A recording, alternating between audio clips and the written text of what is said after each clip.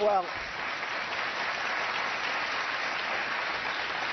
first of all, Rand Paul shouldn't even be on this stage. He's number 11. He's got 1% in the polls, and how he got up here, there's far too many people. Anyway, as far as temperament, and we all know that, as far as temperament, I think I have a great temperament. I built a phenomenal business with incredible, iconic assets, one of the really, truly great real estate businesses. And I may be an entertainer because I've had tremendous success with #1 bestsellers all over the place, with The Apprentice and everything else I've done. But I will tell you this, what I am far and away greater than an entertainer is a businessman. And that's the kind of mindset this country needs to bring it back. Because we owe $19 trillion right now, $19 trillion. And you need this kind of thinking to bring our country back. And believe me, my temperament is very good, very calm. But we will be respected outside of this country. We are not respected now. Senator Paul, your name has been invoked. I kind of have to laugh when I think of, sounds like a non sequitur. He was asked whether or not he would be capable and it would be in good hands to be in charge of the nuclear weapons, and all of a sudden there's a sideways attack at me. I think that really goes to the judgment. Do we want someone with that kind of character, that kind of careless language, to be negotiating with Putin? Do we want someone like that to be negotiating with Iran? I think really there's a sophomoric quality that is entertaining about Mr. Trump, but I am worried. I'm very concerned about having him in charge of the nuclear weapons, because I think his response, his visceral response to attack people on their appearance, short, tall, fat, ugly, my goodness, that happened in junior high. Are we not way above that? And would we not all be worried to have someone like that in charge of the nuclear arsenal? Mr. Trump? I never attacked him on his look, and believe me, there's plenty of subject matter right there. That I can tell you. But Jake, I want to give Mr. Trump bash. Governor Bush, Mr. Trump has suggested that your views on immigration are influenced by your Mexican-born wife. He said that, quote, if my wife were from Mexico, I think I would have a soft spot for people from Mexico. Did Mr. Trump go too far in invoking your wife? He did. He did. You're proud of your family, just as I am. Correct. To subject my wife into the middle of a raucous political conversation was completely inappropriate, and I hope you apologize for that, Donald. Well, I have to tell you, I hear phenomenal things. I hear your wife is a lovely woman. She is. I She's don't fantastic. know her, and this she is a total absolutely the love of my life, and she's right here. And why don't you apologize for her? No, I won't right do that now. Because I said nothing wrong, but I do hear she's a lovely woman. So here's the deal. My wife is a Mexican-American. She's an American by choice. She loves this country as much as anybody in this room. And she wants a secure border, but she wants to embrace the traditional American values that make us special and make us unique. We're at a crossroads right now. Are we going to take the Reagan approach, the hopeful, optimistic approach, the approach that says that you come to our country legally, you pursue your dreams with a vengeance, you create opportunities for all of us, or the Donald Trump approach? The approach that says that everything is bad, that everything is coming to an end. Mr. Trump. I'm on the Reagan side of this. That they come into our country as an act of love. With all of the problems that we have in so many instances, we have wonderful people coming in. But with all the problems, this is not an act of love. He's weak on immigration. By the way, in favor of Common Core, which is also a disaster. But weak on immigration, he doesn't get my vote. Dana, with Mr. Trump, Mr. Trump, immigration did not come up in 2016 because Mr. Trump brought it up. We talked about it in 2012. We talked about it in 2008. We talked about it in 2004. We have been talking about it for 25 years. This is why people are tired of politicians. We're going to come to you. I just want to get Governor Bush a chance to respond to what Mr. Trump said. Look, first of all, I wrote a book about this 4 years ago now. And I laid out a comprehensive conservative approach for immigration reform. And it does require securing the border. No one disagrees with that. But to build a wall and to deport people, 500,000 a month, would cost hundreds of billions of dollars, Donald. Hundreds of billions of dollars. It would destroy community life. It would tear families apart. And it would send a signal to the rest of the world that the United States values that are so important for our long-term success no longer matter in this country. As I said, we are spending $200 billion. We are spending $200 billion a year on maintaining what we have. We will move them out. The great ones will come back. The good ones will come back. They'll be expedited. They'll be back. They'll come back legally. We'll have a country. They'll come back legally. Okay, on that note, you have criticized Governor Bush for speaking Spanish on the campaign trail. You said, quote, he should really set an example by speaking English in the United States. What's wrong with speaking Spanish? Well, I think it's wonderful and all, but I did it a little bit half-heartedly, but I do mean it to a large extent. We have a country where, to assimilate, you have to speak English. And I think that where he was and the way it came out didn't sound right to me. We have to have assimilation. To have a country, we have to have assimilation. I'm not the first one to say this, Dana. We've had many people over the years, for many, many years, saying the same thing. This is a country where we speak English, not Spanish. Well, I've been speaking English here tonight, and I'll keep speaking English, but the simple fact is, if a high school kid asked me a question in Spanish, a school, by the way, a voucher program that was created under my watch, the largest voucher program in the country, where kids can go to a Christian school, and they ask me a question in Spanish, I'm going to show respect and answer that question in Spanish, even though they do speak English, and even though they embrace American values. This was a reporter, not a high school. So I only say this. She can't run any of my companies. That I can tell you. Ms. Fiorina, I want to give you a chance to respond. Jeffrey Sonnenfeld is a well-known Clintonite, and honestly, it out from me from the moment that I arrived at Hewlett-Packard. But honestly, Mr. Trump, I find it quite rich that you would talk about this.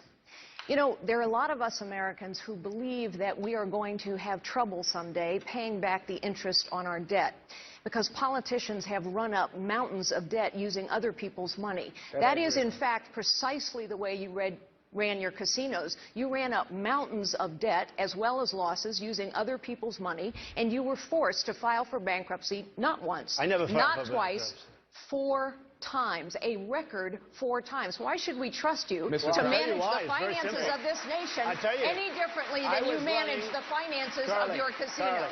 Carly, Mr. Trump. I made over $10 billion. I had a casino company. Caesars just filed for bankruptcy. Chris will tell you, it's not Chris's fault either. But almost everybody in Atlantic City is either in trouble or filed for maybe I'll blame Chris. Well, But Atlantic Mr. City Trump is also- a disaster. Wait a minute, Carly. Wait. I'll let you speak.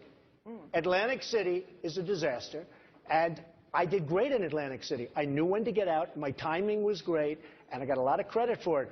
Many of the great business people that you know, and Carl Icahn's going to work with me on making great deals for this country, but whether it's Carl or so many others that we read about all the time, Thank you, Mr. they Trump. have used the laws of the land, which are the best. Thank you, Mr. to Trump. make good deals. Governor Christie's name has been invoked. I'd like to give him the 30-second Jake, opportunity. listen, while I'm as entertained as anyone by this personal back and forth about the history of Donald and Carly's career, for the 55-year-old construction worker out in that audience tonight who doesn't have a job, who can't fund his child's education, I got to tell you the truth. They could care less about your careers. They care about theirs. Let's start talking about that on this stage and stop playing the games. Governor John, I'm not done yet, John. a track record of leadership is not a game. It is the issue in this election. Carly, listen, you can interrupt everybody on the stage, you can't interrupt me, okay? The fact is that we don't want to hear about your careers, back and forth and volleying back and forth about who did well and who did poorly. You're both successful people. Congratulations. You know who's not successful? The middle class in this country who's getting plowed over by Barack Obama and Hillary Clinton. Let's start talking about those issues tonight and stop this childish back and forth between the two of you. Ms. Fiorina, I want to give you... Governor Kasich, I'm coming to you next, but Ms. Fiorina's name was mentioned, and I have to give her the opportunity to respond if she wants it. Well, I thought we had been hearing quite a bit about Governor Christie's record as governor. Actually, I think track records are very important. I completely agree that what's at stake here is the future of this nation and the future of every American. But I do think that a track record of leadership is vital, because in the end, this election is about leadership. And let's talk about what leadership is. It's not about braggadocio. It is about challenging the status quo, solving problems, producing results, and the highest calling of leadership is to unlock potential in others. Thank you. Problems have festered in Washington for too long, and the potential of this nation is being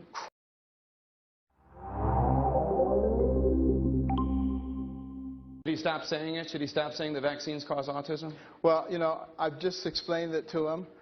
He can read about it if he wants to. I think he's an intelligent man and will make the correct decision after getting the real facts. Mr. Trump, as president, Well, you I'd would. like to I'm respond. going right to you. I'd like to Mr. Trump, respond. as president, you would be in charge of the Centers for Disease Control and the National Institutes of Health, both of which say you are wrong. How would you handle this as president? Autism has become an epidemic. 25 years ago, 35 years ago, you look at the statistics, not even close. It has gotten totally out of control. I am totally in favor of vaccines, but I want smaller doses over a longer period of time. Because you take a baby in, and I've seen it, and I had my children taken care of over a long period of time, over a 2 or 3 year period of time, same exact amount. But you take this little beautiful baby and you pump, I mean, it looks just like it's meant for a horse, not for a child. And we've had so many instances, people that worked for me just the other day, 2 years old, 2.5 years old, a child, a beautiful child, went to have the vaccine and came back and a week later got a tremendous fever, got very, very sick, now is autistic. I only say it's not, I'm in favor of vaccines. Do them over a longer period of time, same amount, Thank but you. just in little sections. Dr. And Carson? I think you're going to see a big impact on autism. Dr. Carson, you just heard his medical take. He's an okay doctor. Okay.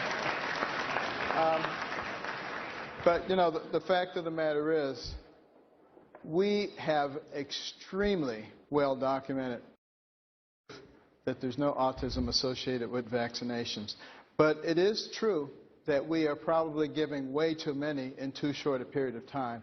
And a lot of pediatricians now recognize that, and I think are cutting down on the number and the proximity in which those... So I only say this.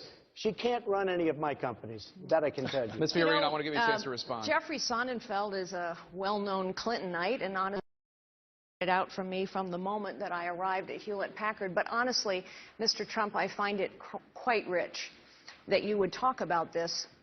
You know, there are a lot of us Americans who believe that we are going to have trouble someday paying back the interest on our debt, because politicians have run up mountains of debt using other people's money. That is, in fact, precisely the way you ran your casinos. You ran up mountains of debt as well as losses using other people's money, and you were forced to file for bankruptcy not once, I never filed not for twice, bankruptcy. 4 times, a record 4 times. Why should we trust you Mr. to Trump. manage Why? the It's very finances simple. of this nation I tell you, any differently I than you was manage running- the finances Carly, of your casinos? Carly, Mr. Trump. I made over $10 billion. I had a casino company. Caesars just filed for bankruptcy. Chris will tell you, it's not Chris's fault either.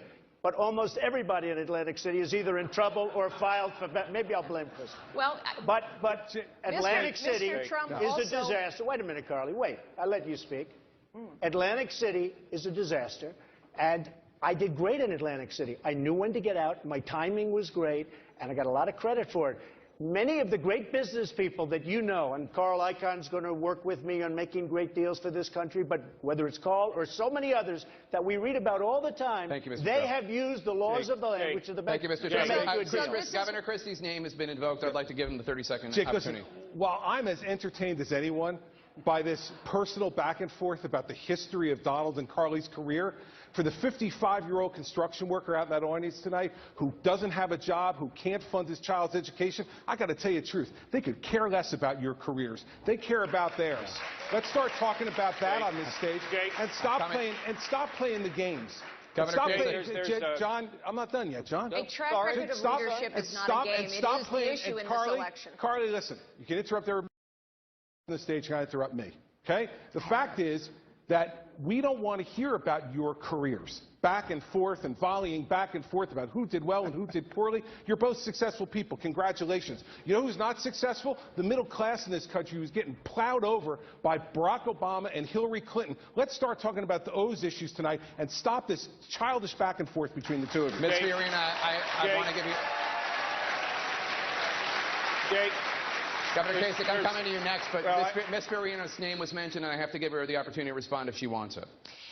Well, I thought we had been hearing quite a bit about Governor Christie's record as governor. Actually, I think track records are very important. I completely agree that what's at stake here is the future of this nation and the future of every American. But I do think that a track record of leadership is vital because in the end, this election is about leadership. And let's talk about what leadership is. It's not about braggadocio. It is about challenging the status quo, solving problems, producing results, and the highest calling of leadership is to unlock potential in others. Thank you. Problems have festered in Washington for too long, and the potential of this nation is being Before we end this block, Ms. Fiorina, I do want to ask you about this. In an interview last week in Rolling Stone magazine, Donald Trump said the following about you, quote, "Look at that face. Would anyone vote for that? Can you imagine the face of our next president?" Mr. Trump later said he was talking about your persona, not your appearance. Please feel free to respond what you think about his persona. You know, it's interesting to me, Mr. Trump said that he heard Mr. Bush very clearly and what Mr. Bush said. I think women all over this country heard very clearly what Mr. Trump said.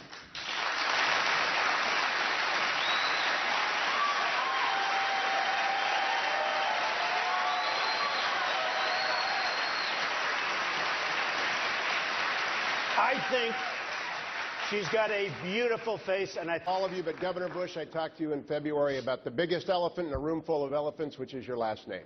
And you told me that you would not be burdened either by your brother or your father's legacy in the Middle East. And then a week later, you rolled out your list of foreign policy advisors, and it was a lot of the band getting back together again. So on behalf of the military that is watching, okay, the active duty military that are at the end of the spear, what kind of a commander-in-chief is Jeb Bush going to be, and who are the advisors that are new to your team? Well, first of all, Hugh, if you're looking at Republican advisors, you have to go to the last two administrations that happen to be 41 and 43. So just by definition, if you're, and many of the people here that are seeking advice from the foreign policy experts in the Republican side, they served in my dad's administration, my brother's administration. Of course that's the case.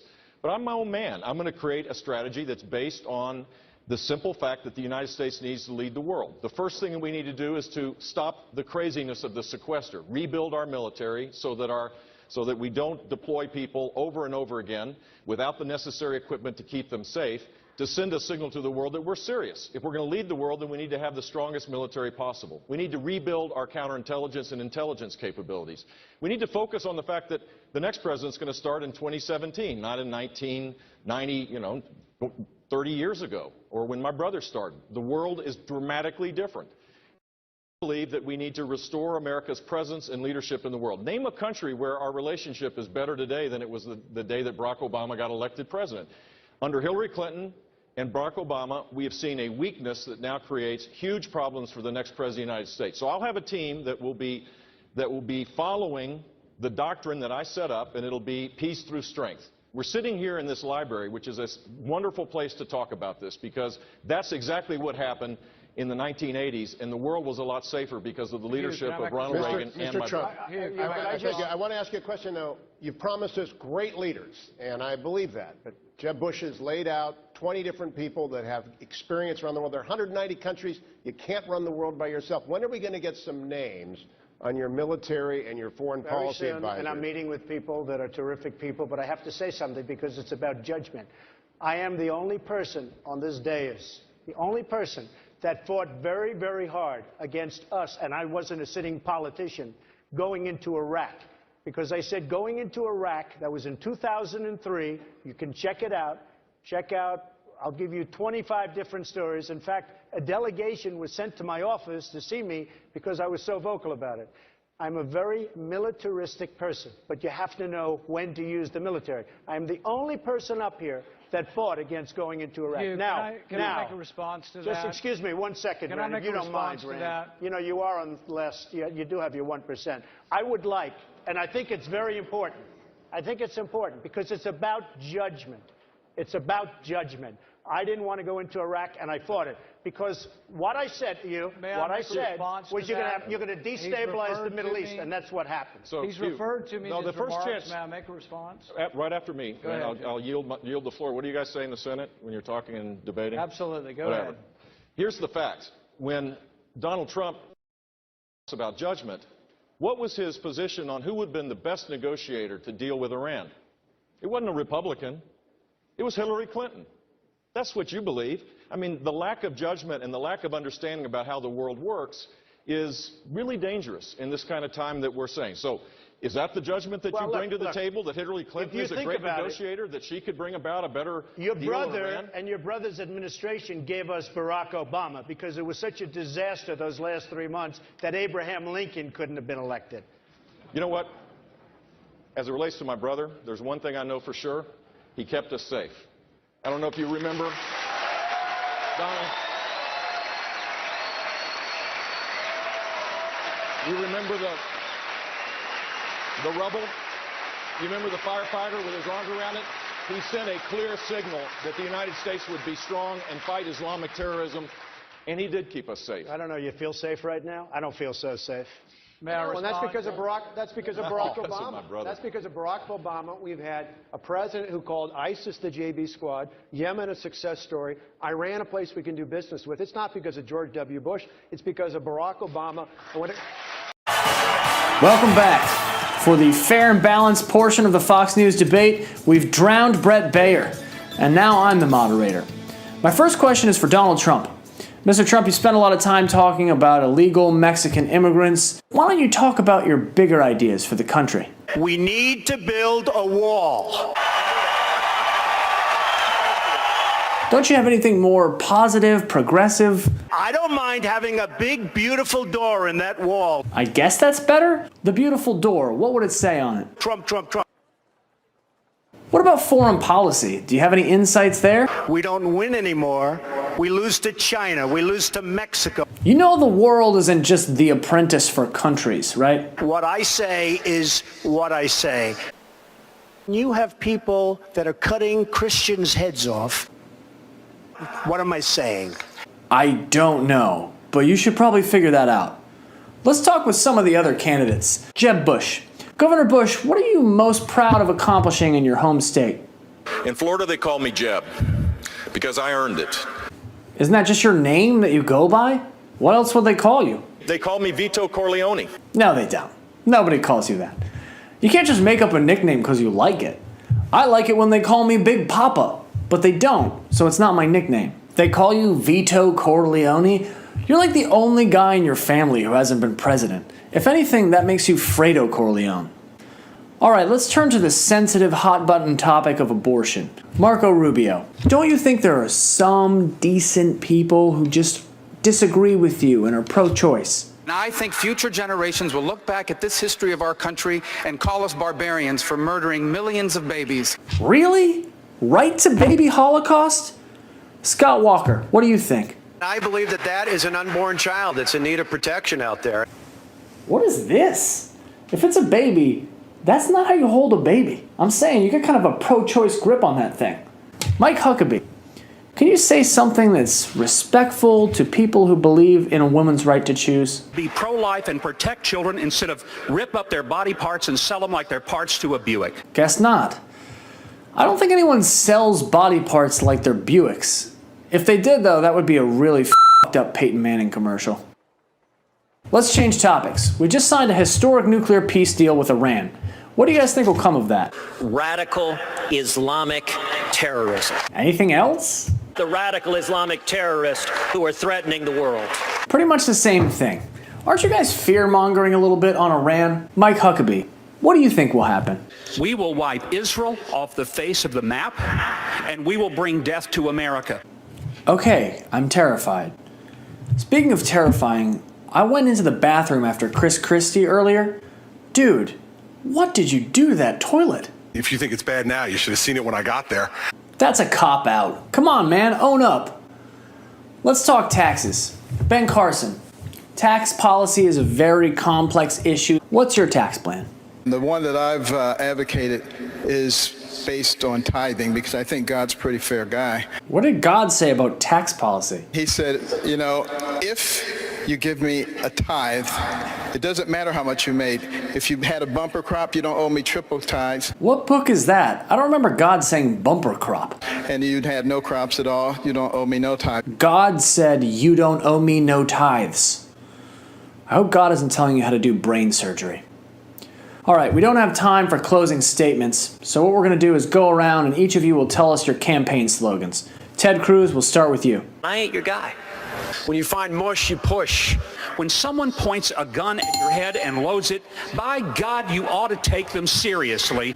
You don't have a gun on you, do you? Ben Carson.